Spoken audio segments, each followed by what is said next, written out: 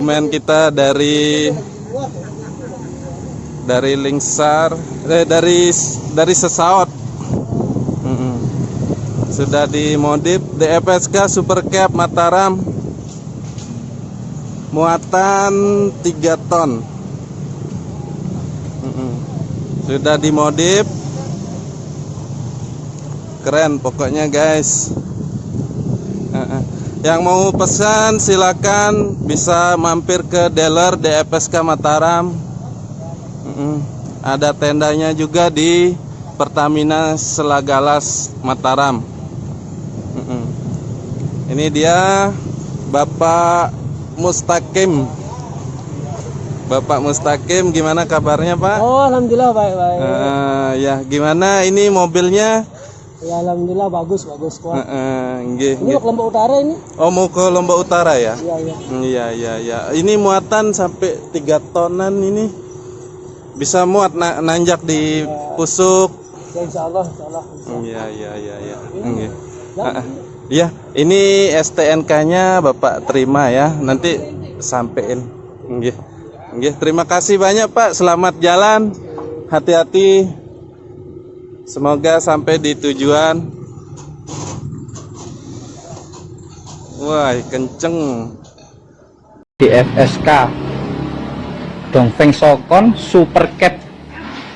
Bentuknya sih mirip-mirip Grand Max, cuman ini baknya lebih besar, ke depannya lebih besar 10 cm, yang samping lebih panjang 7 cm daripada Grand Max. Kita mulai dari lampunya, masih halogen biasa, spionnya model kotak seperti ini.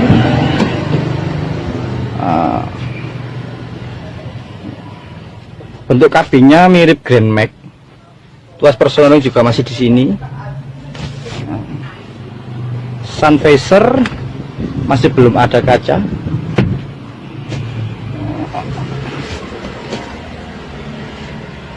Ini sudah ada AC dan tip.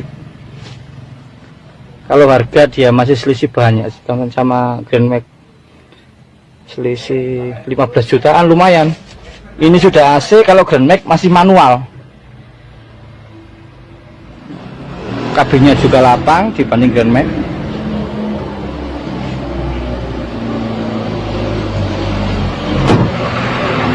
Baknya sudah 3-way. Ini yang mesin bensin, yang mesin diesel juga ada, tapi baknya lebih pendek. Kalau muatan galon, ini kalau saya hitung bisa 55 galon, sedangkan Grand Max mentok 51-52.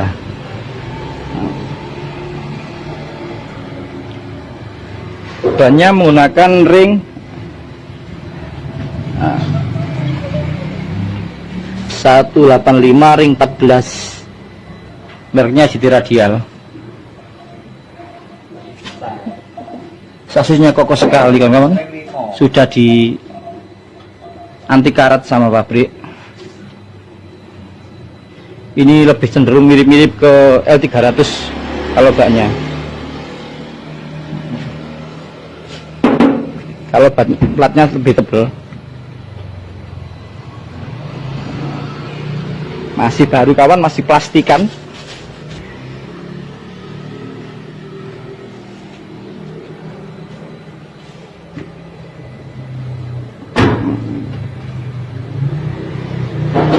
Pengaman samping juga mirip seperti Grand Max.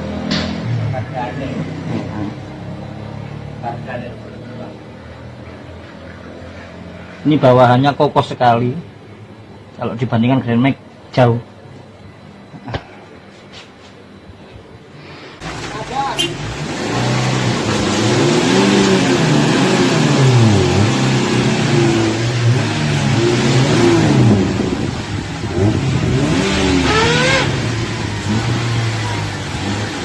Go!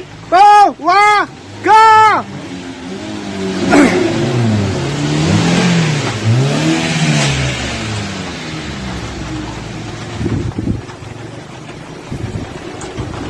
Ya inilah yuk penderitaan wong.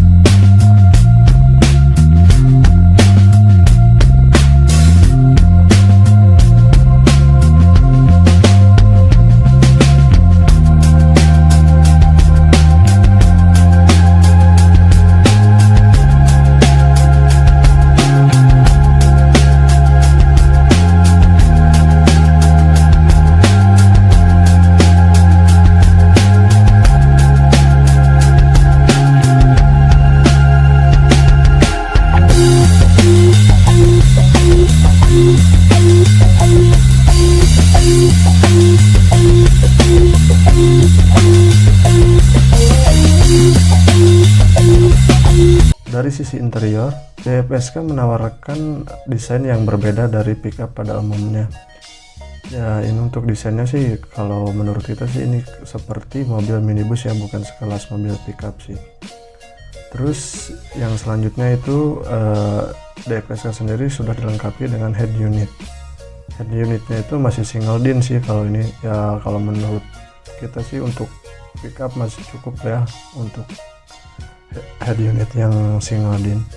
Dan juga head unitnya pun sudah dilengkapi dengan colokan AUX, colokan USB, jadi untuk kalian pun nanti gampang untuk entertainment, itu nggak hanya radio aja.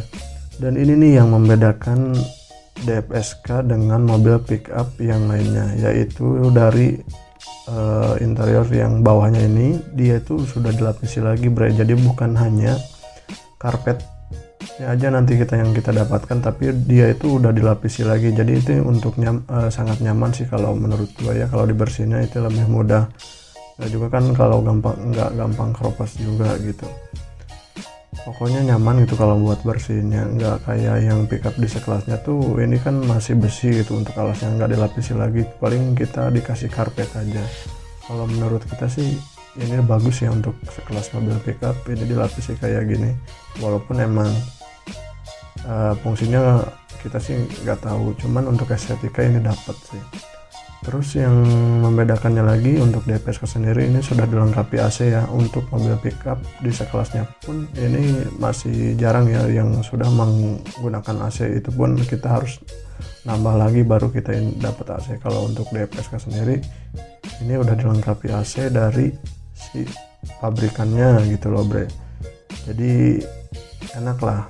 Walaupun emang untuk mobil pickup AC itu kadang sering tidak pernah digunakan gitu oleh supir-supirnya, karena mereka tahu sendirilah supir kalau misalnya barang bawa sering ngerokok. Tapi kalau menurut kita sih dengan adanya AC itu sangat bermanfaatnya, apalagi kalau kita mengendarainya di saat hujan, itu bermanfaat banget gitu, nggak akan ngabut dari pandangan itu si jalannya itu.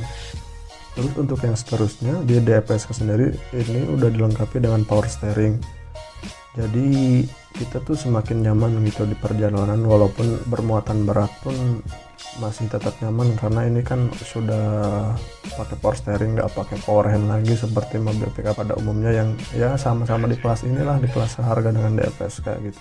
Terus yang kedua kita lihat dari baknya bre.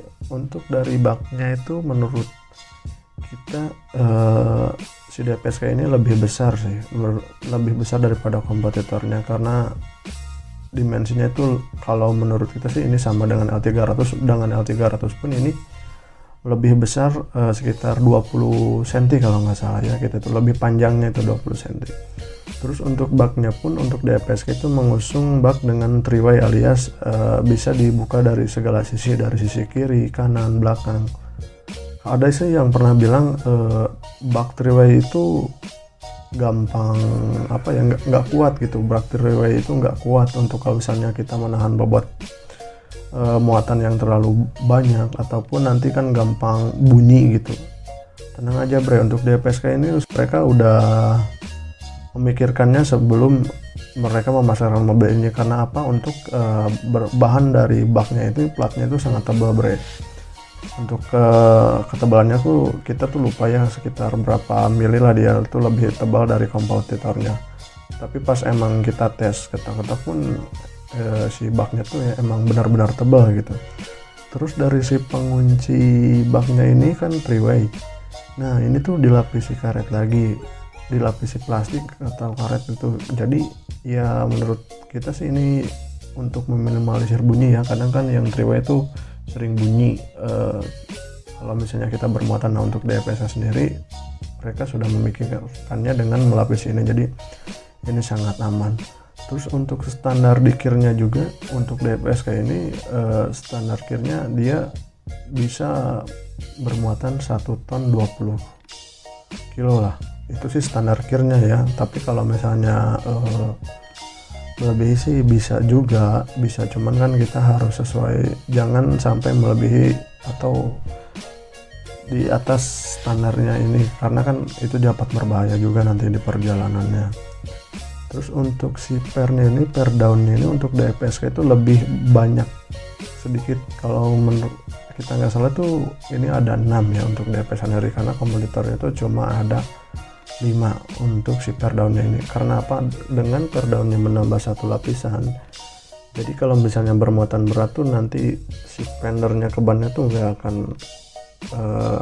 gasruk gitu. Jadi untuk tetap aman sih untuk DFSK bermuatan banyak tuh. Selain itu untuk konsumsi bahan bakarnya pun untuk DFSK Supercab ini kalau pemakaian pernah kita gunakan itu 1:15, yaitu cukup irit, itu tanpa muatan ya bre ya. Kita bermuatan kosong itu cuma ada bertiga aja di depan, di kabin depan gitu. Itu sih menurut kita kelebihan dari DFSK Supercab. Untuk kelemahannya tuh menurut kita ya ini kan karena merek baru ya, mungkin belum teruji di jalanan karena kan belum banyak yang pakai ya, tapi kan seiring berjalannya waktu mereka dengan kualitas begini pasti bakal banyak konsumen juga nanti yang mempertimbangkan dengan harga segini bisa dapat ini, dan ini pun muatannya bisa banyak gitu, melebihi ya yang harga samalah dengan kompetitornya gitu. Menurut kita sih ini yang ditawarkan dari DFSK itu sendiri.